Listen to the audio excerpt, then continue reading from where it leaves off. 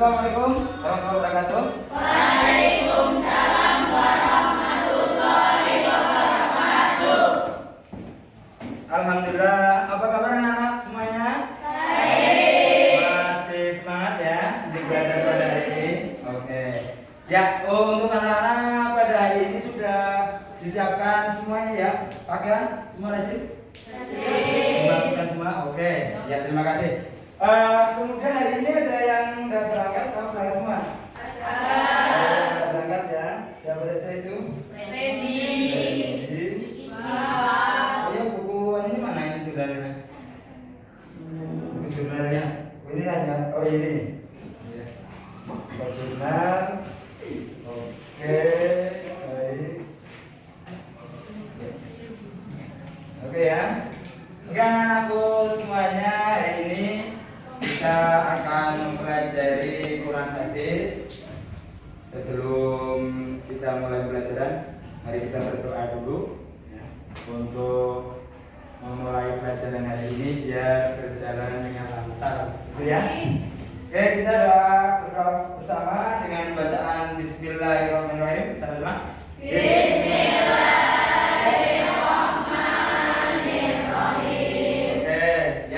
Kita pertemuan awal di kelas 7 ini, yaitu pertemuan Quran hadis. Mungkin dari kalian kan ada yang dari SD, ada yang dari MI ya.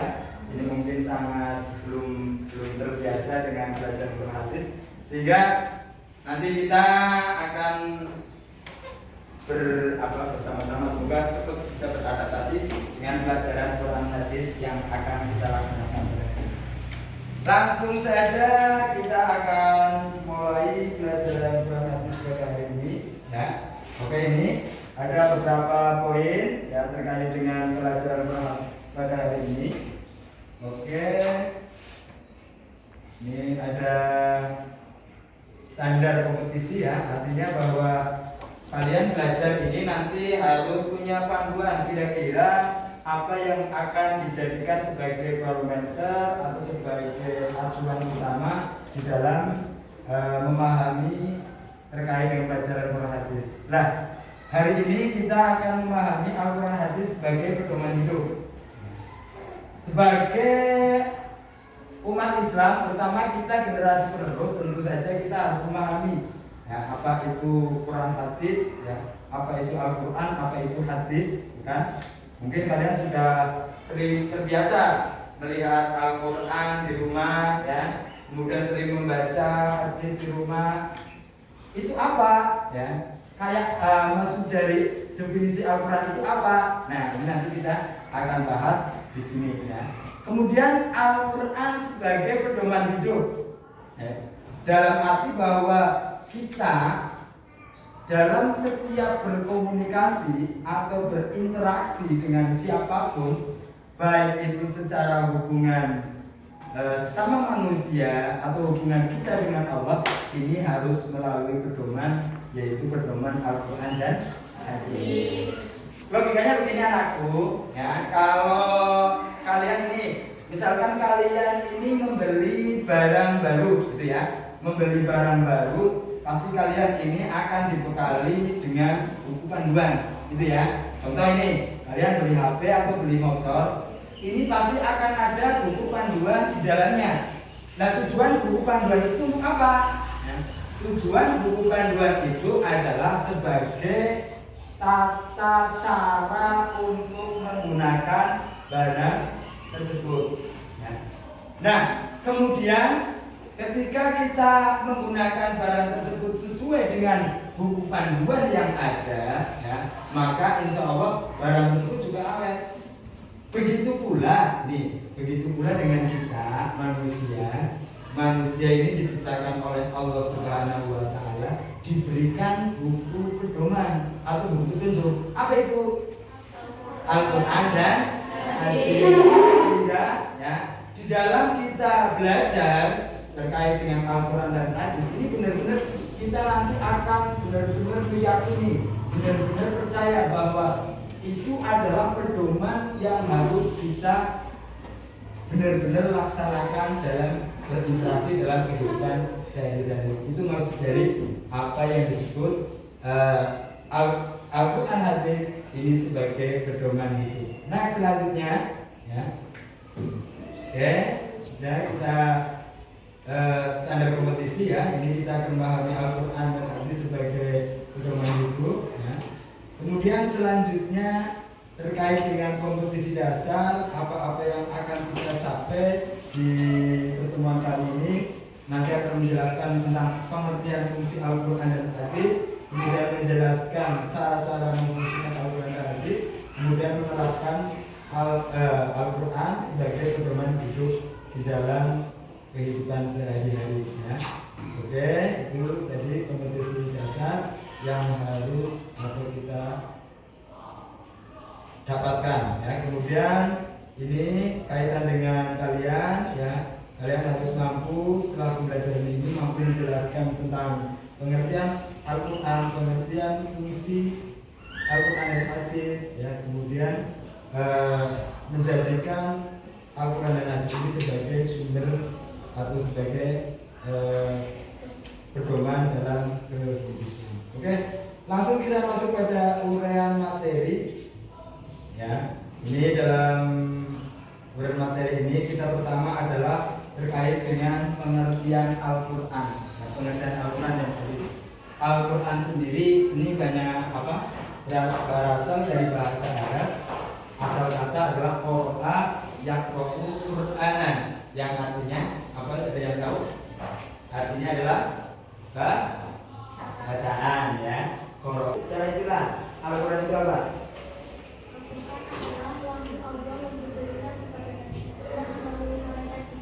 Oke, itu wahyu Allah yang diturunkan kepada Nabi Muhammad melalui malaikat Jibril. Ada yang tahu lagi? Gak apa-apa. Kalian itu coba memahami Al-Quran. Al-Quran apa sih sebetulnya Al-Quran itu? Jadi coba kalian ungkapkan apa itu pengertian Al-Quran, gitu kan? Coba, ada lagi yang lain? Gak ada yang mau coba jelaskan? Gak apa-apa, mau salah juga gak apa-apa. Namanya juga lagi belajar, gitu ya. Ada yang tahu? Ya betul, tadi disebutkan siapa namanya? Aisyah Gita Ramadhani. Ya. Pak Guru baru mengajar kelas ini ya. Al-Quran adalah wahyu Allah yang diturunkan kepada Nabi Muhammad melalui perantara malaikat Jibril, dan membacanya merupakan ibadah ya. Jadi kalau kita konteksnya membaca Al-Quran, meskipun nih di dalam membaca Al-Quran ini tidak tahu maknanya, tetap kita dihitung sebagai amal ibadah ya. Nah, tujuan dari Al-Quran ini adalah sebagai pedoman hidup. Ini kalau Rasulullah SAW ini pernah bersabda ya di dalam hadisnya, taraktu fikum amroini ya. La tadullu ma tasamaktum bihi ma kata kitabullah wa sunnatun nabi. Kata Rasul, telah kutinggalkan pada kalian dua perkara yang kalian tidak akan pernah tersesat selama kalian berpegang teguh pada keduanya, yaitu kitabullah dan sunnah nabinya. Maksud kitabullah itu adalah Al-Quran, dan maksud sunnah nabinya adalah al-hadis. Nah ini ketika kita ya selaku umat Islam ini benar-benar berpegang teguh kepada kedua hal tersebut, maka insya Allah kita akan selamat di dunia wal akhirat ya. Dan kemudian juga Allah Ta'ala memberikan ancaman berat ya, kepada siapapun yang melanggar terkait dengan pelanggaran atau ajaran-ajaran yang ada di dalam Al-Quran. Oke, langsung saja. Fungsi Al-Quran. Fungsi Al-Quran ini apa saja? Satu, Al-Quran sebagai petunjuk bagi manusia dalam hidupnya. Kedua, nah ketiga, oke, itulah ya fungsi Al-Quran. Ini secara umum adalah sebagai petunjuk bagi manusia dalam hidupnya. kemudian sebagai obat dan juga merupakan pembeda antara yang hak dan yang batil. Dalam firman Allah, Sahur Ramadan yang mengunzila dari Al-Quran, kemudian Inas, wa bayyinatin minal huda wal furqan. Allah menurunkan Al-Quran ini sebagai petunjuk dan juga sebagai pembeda antara yang hak dan yang batil.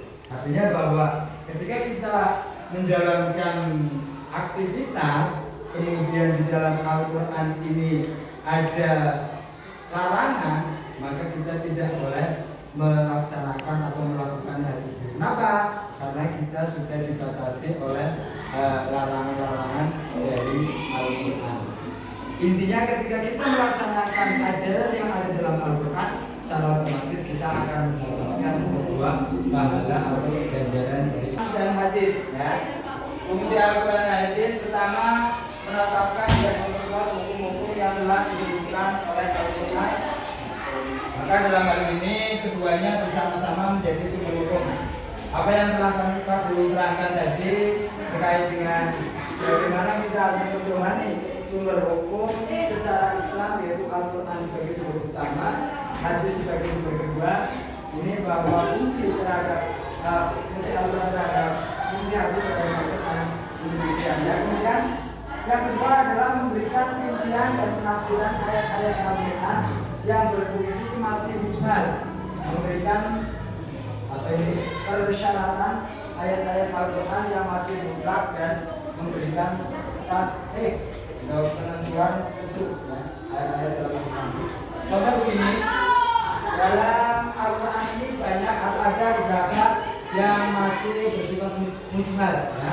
Di dalam buku tersebut ada ya, kalau Allah Subhanahu wa Ta'ala ini di dalam Al-Quran berfirman, wa aqimus shalat wa atuz zakat wa taqsimu lillah, ya, wa taqsimu lillah. Ya, bahwa Allah Subhanahu wa Ta'ala ini memerintahkan kita untuk melaksanakan sholat, melaksanakan zakat. Ini masih gambaran umum. Adapun cara secara keseluruhan ini rincian bagaimana sholat, bagaimana zakat, atau caranya ini tidak tercatat di situ. Sehingga dalam hadis ini menerangkan hal demikian. Itu ya antara fungsi hadis terhadap. Oke anak-anakku sekalian, ini kira-kira cukup ya untuk pelajaran pada hari ini. Bagi akhir pelajaran hari ini ada tugas ya, untuk kalian. Ini ada tugas sebagai evaluasi di pertemuan kali ini. Ya, apa itu pengertian Al-Quran, kemudian apa pengertian hadis, apa fungsi Al-Quran, apa fungsi hadis. Ya ini nanti coba kalian baca. Oke anak-anakku, terima kasih untuk pertemuan pada hari ini. Ada yang mau ditanyakan? Ya.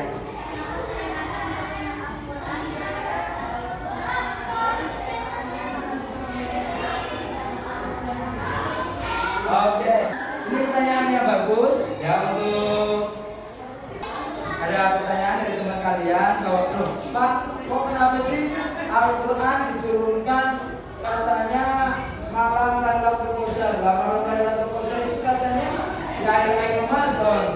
Loh kok malah memperingatinya di 17 Ramadan, gitu ya? Nah, oke anak-anak sekalian, bahwa Al-Quran itu diturunkan ke bumi ini secara berangsur-angsur, ya, tidak jublek gitu ya. Jadi kalau kalian lihat Al-Quran yang ada itu tidak diturunkan jublek juga, tapi berangsur-angsur sesuai kebutuhan pada saat itu. Lah, adanya Al-Quran itu oleh Allah Subhanahu wa Ta'ala diturunkan ke ruang makhluk itu satu kali. Kemudian itulah di tanggal atau tahunnya itu kita tidak ketahui. Ya. Kemudian nuzul Quran secara turun ke dunia itu pada tanggal 17 Ramadan. Ya, pertama turun apa surat apa? Al-Alaq ayat berapa sampai berapa? 1 sampai 5 betul. Ya, pertama turun surat Al-Alaq 1 sampai 5. Oke? Itu jawabannya ya. Mungkin ada yang lain tanya? Cukup ya? Oke, cukup. Oke, mudah-mudahan pelajaran pada hari ini bermanfaat untuk kita semua. Kita akhiri